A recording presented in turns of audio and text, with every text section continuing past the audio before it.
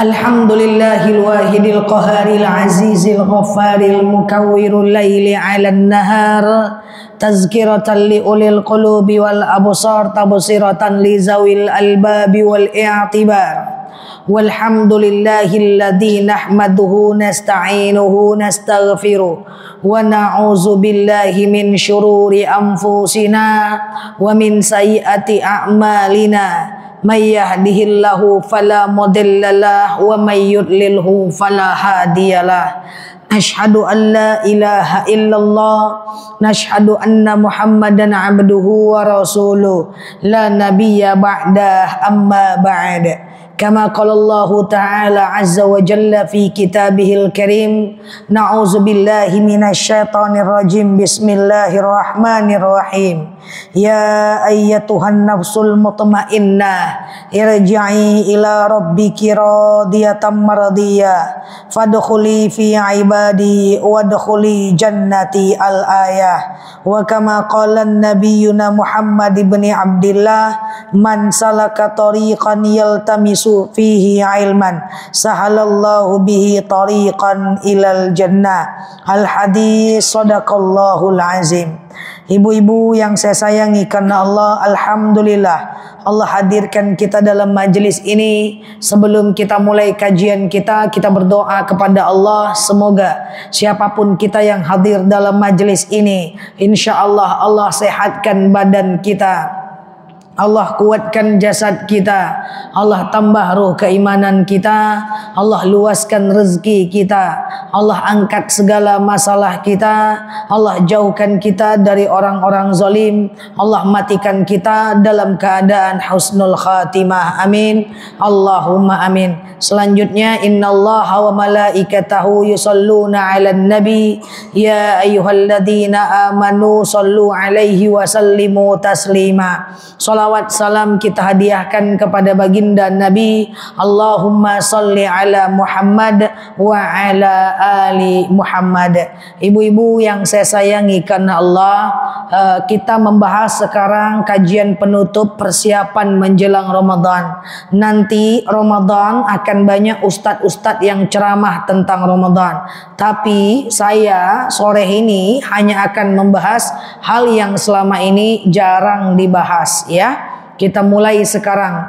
Yang pertama, saya ambil beberapa hal tentang Ramadan. Yang pertama, ibu-ibu yang saya sayangi karena Allah, batas imsak adalah azan subuh, bukan imsak.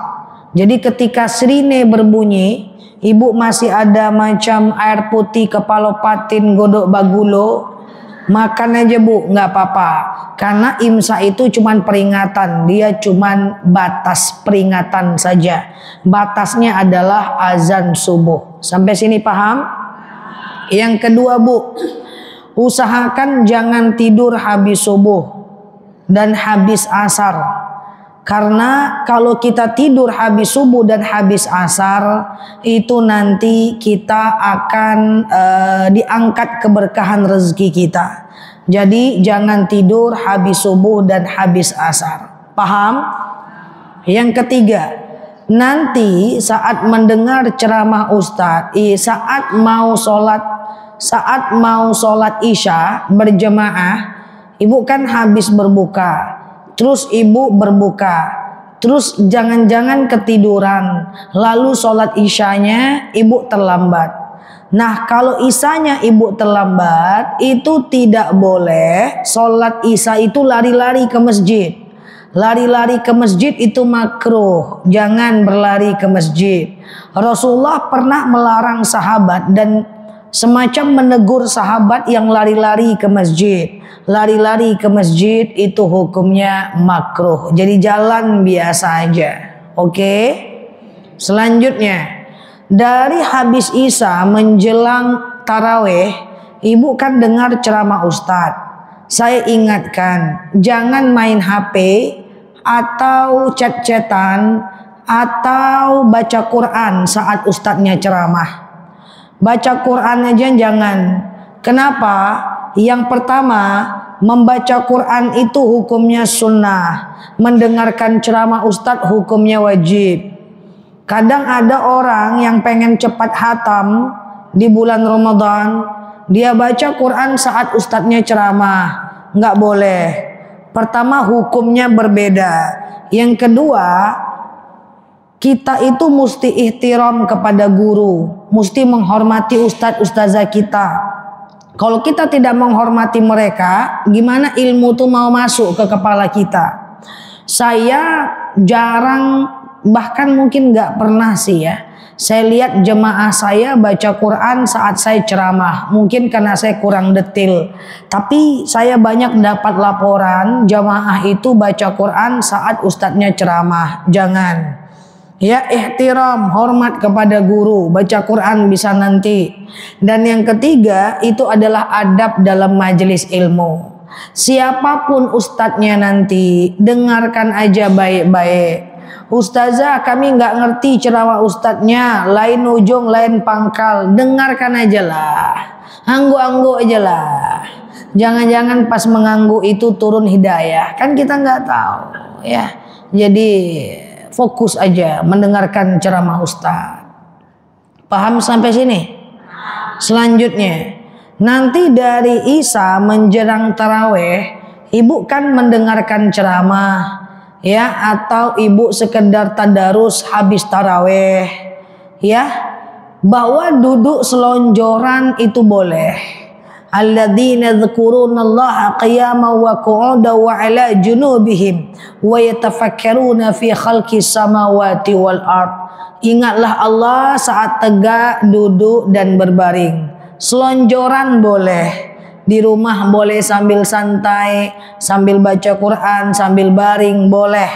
Tapi khusus kalau di masjid, selonjorannya nggak boleh menghadap kiblat, mesti ke kanan dan ke kiri.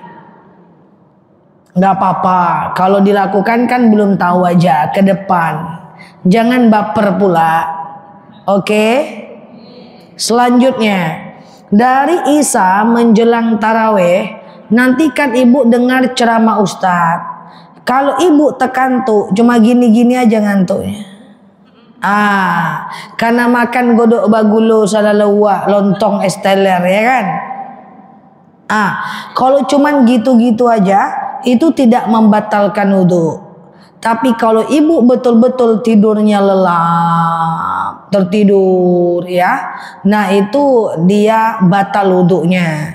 Atau ibu nyandar di atas sejadah, lalu pinggul ibu nempel, pinggul ibu itu tetap nempel di, tidak nempel lagi di sejadah ya, itu adalah macam nggak boleh, batal dia. Oke, saya ambil yang penting-penting aja. Ibu-ibu yang saya sayangi karena Allah, ada dalil lemah yang selama ini dipahami oleh masyarakat, padahal dalil itu bersifat lemah ya. Apa bunyi dalilnya? Naumu shaim al ibadah. Tidurnya orang berpuasa adalah ibadah. Jadi hadis itu banyak berkembang di masyarakat, tapi hadisnya itu tak betul. Tidurnya orang puasa adalah ibadah. Itu hadisnya keliru. Ya, jadi tidak ada itu. Yang pertama dia bertentangan dengan sunnah. Yang kedua adalah karena itu tidak dilakukan oleh Rasulullah. Rasulullah itu siang dia berperang, malam dia zikir. Siang dia berperang, malam dia zikir. Bukan kayak kita, pagi lalu, siang lalu, malam lalu. Oke, itu dia. Kemudian selanjutnya, saya ambil yang penting-penting aja ya. Kemarin kan kita udah nisfu Sya'ban. Bolehkah mengganti puasa setelah nisfu Sya'ban? Wajib tetap ganti puasa. Bagi yang masih punya puasa qadha, menggantinya setelah nisfu Sya'ban. Tapi boleh nggak puasa sunnah setelah nisfu Sya'ban? Tergantung. Bagi ibu-ibu yang udah terbiasa puasa nisfu Sya'ban sebelum nisfu Maaf, bagi ibu-ibu yang udah terbiasa puasa sunnah sebelum nisfu Sya'ban, udah terbiasa puasa Yaumul Bid, terbiasa puasa Senin Kamis, udah terbiasa puasa Daud, maka ibu masih bisa berpuasa sunnah setelah nisfu Sya'ban. Tapi sampai batas di mana dia putus. Kalau udah putus nggak boleh lagi. Contoh, kemarin nisfu Sya'ban kan Jumat. Sekarang hari ini ibu puasa Senin Kamis. Nanti Kamis, Senin Kamis. Senin ibu nggak puasa, nggak bisa lagi ke depannya. Paham? Tapi kalau ibu terus puasa sampai ke depan, itu boleh.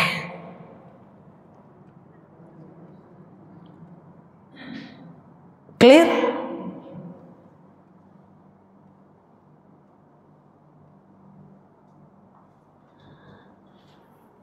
Kemudian bagi orang-orang yang tidak terbiasa berpuasa sunnah sebelumnya, maka dia tidak dibolehkan berpuasa setelah nisfu Sya'ban.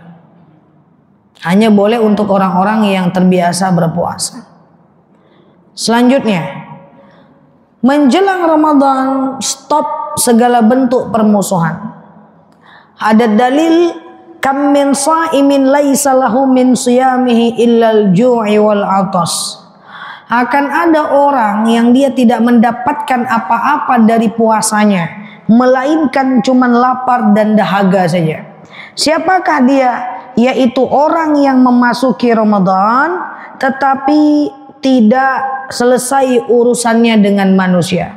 Dia masuk Ramadan tapi dia masih bermusuhan. Maka ibu-ibu, saya mengingatkan kita semuanya, kalau ada kita punya salah dengan orang selama Ramadan, menjelang Ramadan, minta maaflah. Bukan karena dia benar, dia tetap salah di mata Allah. Tapi tujuan kita meminta maaf kepada mereka adalah supaya kita aman Ramadannya. Bahkan ada jemaah saya yang tak bersapaan sampai 20 tahun, 30 tahun, bayangkan.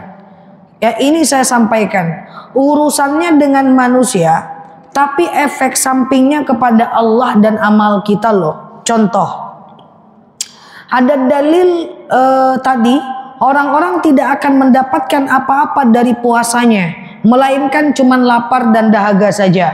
Siapa dia? Orang yang tak bersapaan dengan saudara-saudara seislamnya. Sama dengan, jangankan gak bersapaan setahun 2 tahun, gak bersapaan lebih dari 3 hari karena bermusuhan aja, itu juga tetap akan kena tidak disampaikan amalnya kepada Allah.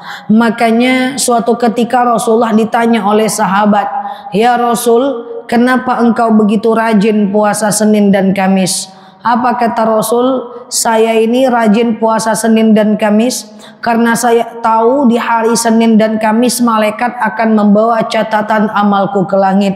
Jadi di hari Senin dan Kamis itu malaikat akan membawa seluruh catatan amal ibadah kita kepada Allah, kecuali orang yang bermusuhan. Ibu tak menyapa orang karena bermusuhan, itu bahaya, Mak. Amal kita menjadi loading, disconnected, error sinyalnya. Makanya ndak usah lah IG-an lah, Mak. IG-an aja. Minta maaf. Nanti balik ke rumah, catat nama orang-orang yang pernah ibu gosipkan itu, yang pernah ibu fitnah itu, yang pernah ibu buka aibnya itu. WhatsApp dia, telepon dia, ucapkan, mohon maaf lahir batin ya besti gitu. Kalau dia bilang, ndak mau aku, matilah kau. Sebenarnya aku ndak mau minta maaf, tapi karena Ustazah Nela suruh makanya aku minta maaf. Menyesal aku jadinya. Jangan. Minta maaf ya. Mohon maaf lahir batin ya, gitu aja. Jangan. Sebenarnya aku tak mau minta maaf, tapi karena dengar ceramah takut juga aku minta maaf lahir batin ya, walaupun dari hati kecilku aku nggak salah sih. Nggak boleh. Mohon maaf lahir batin ya, gitu aja. Makanya hindari setiap orang yang selalu menyakiti hati kita. Karena apa? Karena ketika ada orang yang suka nyakitin kita, ada orang nyakitin kita, itu mental kita terganggu, fokus kita hilang. Dia selalu berdosa karena nyakitin kita. Iya kalau kita sabar, kalau kita nggak sabar terlawan juga sama kita berdosa lagi.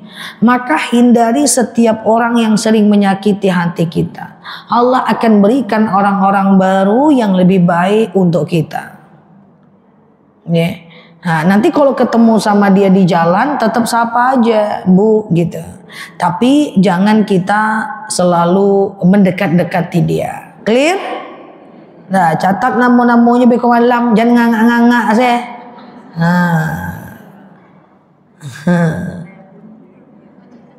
Kok kadang-kadang ada pula yang bermaaf-maafan sekali aja menjelang Ramadan. Habis itu baulang lo balik ya. Sekali aja nya, bulang lo balik ya. Pengajian jalan jo,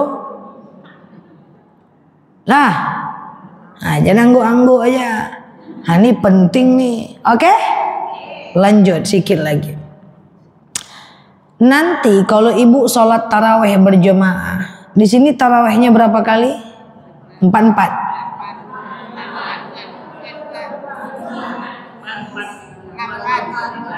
Hah? Berapa? 22. Seandainya ibu terlambat tarawehnya, mungkin habis isya ibu pulang nengok cucu balik lagi ke masjid. Waktu balik ke masjid terlambatlah ibu. Taraweh trip yang pertama, jangan dimasbuk, lewatkan aja dulu.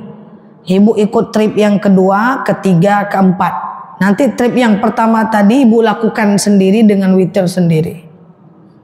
Enggak ada ceritanya taraweh masbuk. Nanti kalau habis taraweh ibu witir. Tengah malam ibu mau tahajud boleh, tapi jangan witir lagi. Ya. Boleh kita habis taraweh kita witir, tengah malam mau tahajud boleh, tapi jangan witir lagi. Clear? Selanjutnya, ibu-ibu yang saya sayangi karena Allah, usahakan istiqomah menjelang akhir Ramadan. Karena di ujung Ramadan ada malam Lailatul Qadar.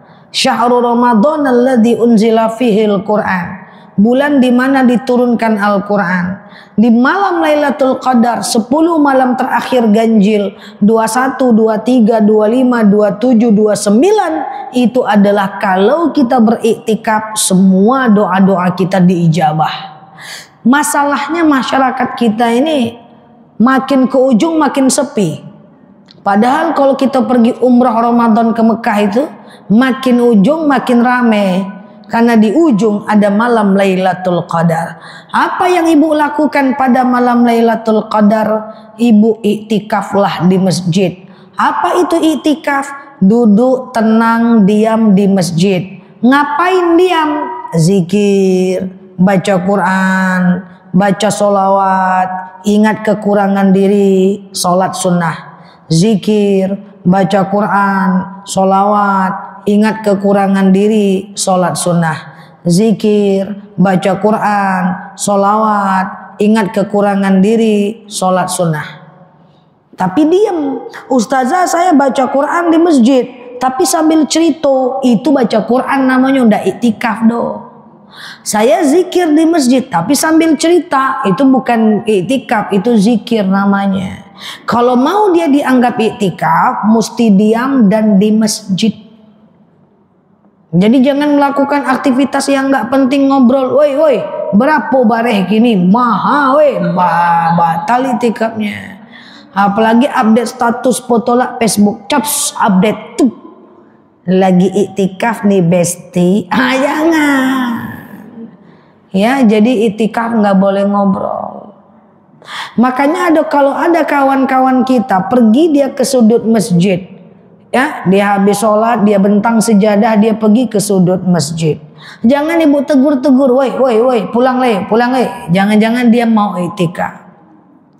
Ustazah saya di rumah loh ustazah iktikafnya. saya zikir, baca Quran, ingat kekurangan diri, sholat sunnah, tapi di rumah, bukan itikaf namanya, mesti di masjid atau di musola.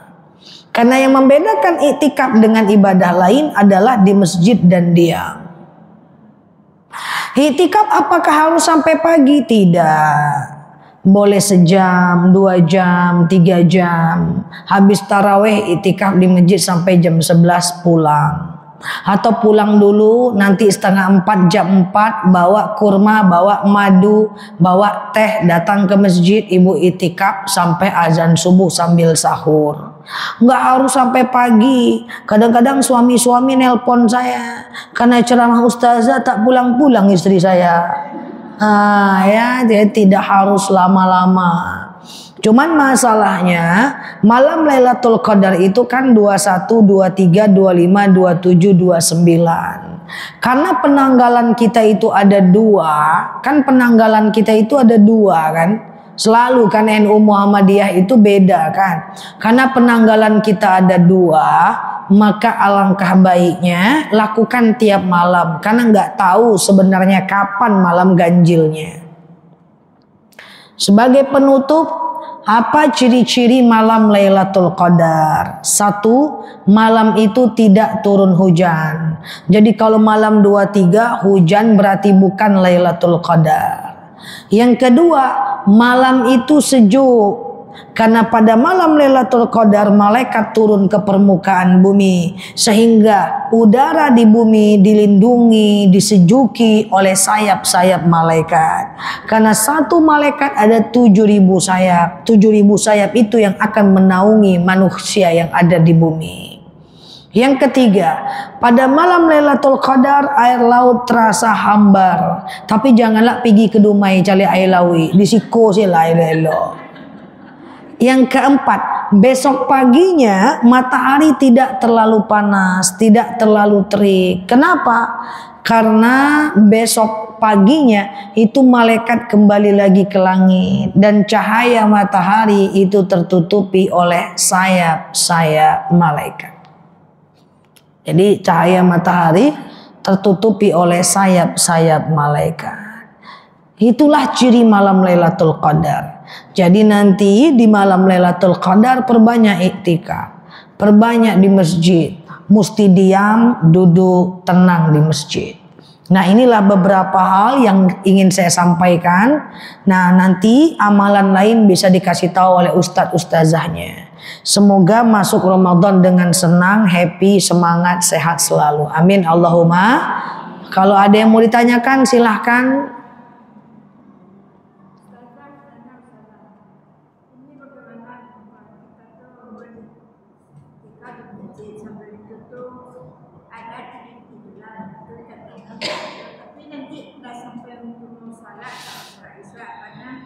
Langsung aja sholat, tak ada urusan. Dia ada berbaring gitu kan, kadang tak terlayang-layang sujud.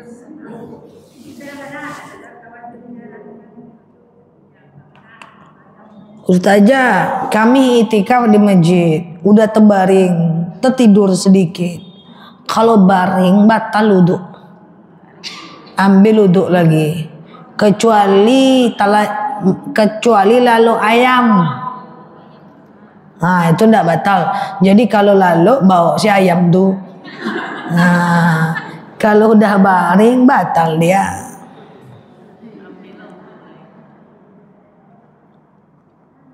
Ada lagi?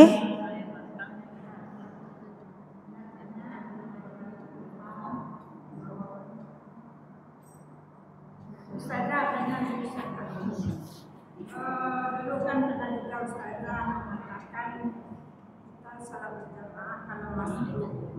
Sementara kita itu posisi kita ambil tempat di saat pertama itu masih ada peluang untuk kita sholat jarak. Kita ambil posisi yang di depan jaga mana yang baik kita. Untuk saf solat itu perbedaan pendapat di kalangan ulama mazhab. Ada yang mengatakan solat itu lebih baik mulai dari kanan. Ada lebih baik mulai dari tengah. Ada lebih baik pasrah aja, di mana yang panjang kitalah yang menyusulnya. Itu perbedaan mazhab. Terserah ibu aja. Jadi jangan awak kareango. Kalau ada orang di saf kedua udah penuhkan kanan, kita jangan kiri sendiri. Kok kadang-kadang saf tonggok-onggok. Sebagian di sini, sebagian di sini. Masuk orang baru, bingung dia, mana mau aku ikut nih, kata dia. Jadi kalau udah diikut oleh kawannya, kita ikut dia aja. Paham?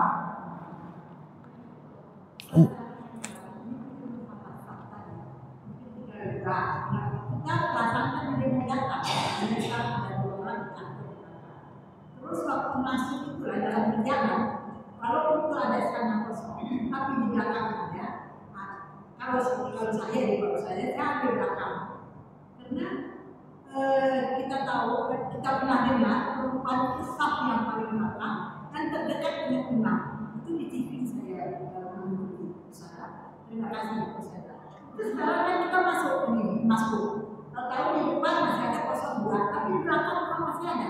Kita di belakang. Saf tidak harus penuh dari ujung sampai ujung. Boleh dibangun saf yang kedua di belakang, nggak apa-apa. Nggak ada masalah, itu lebih bagus.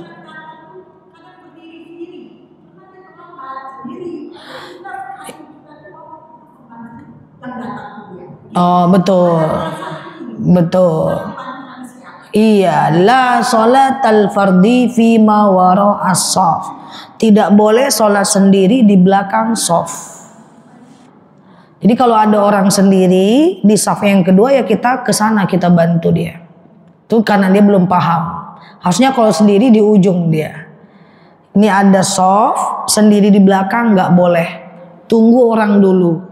Kalau nggak tunggu orang, coba nyelip dulu. Kalau BB 80 kilo nggak bisa nyelip.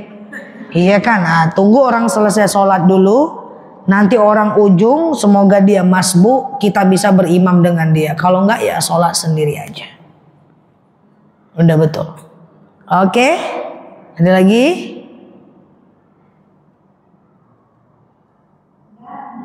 Ya. Selama 1 tahun saya nemani ibu-ibu semuanya. Kalau ada salah khilaf saya minta maaf ya. Tidak bermaksud menceramahi, sekedar berbagi ilmu saja. Saya berdoa semoga Allah mudahkan ibu-ibu semua mengamalkan apa yang disampaikan oleh ustaz-ustazahnya. Wallahu a'lam bishawab. Ala hazihin niyah. Al-Fatihah.